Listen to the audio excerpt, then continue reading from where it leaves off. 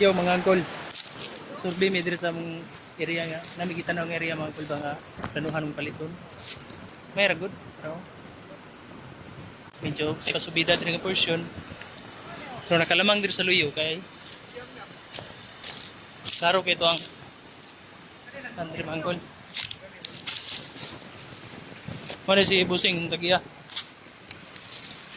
May mga kalubihan kini diri, kalubihan kakawan pero dili ingon anak daghan mga angkol.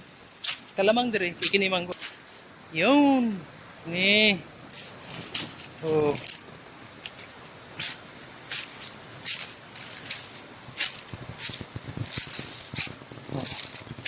Yapsa! Ay mga angkol. Perting tinawag sapa diri mga angkol. Oh? Oh. Sapa. Eh. Napagi diri sa luyo mga angkol. Oh. Ni ang area nga mong giplanuhan nga paliton kini. Ya. Daplin kig sapa mga angkol, pabor kini sa mga kawatag kupras mga angkol. Ipaano sa sapa lubi. Pabor kini sa kanang plano mga hayupan mga angkol ba.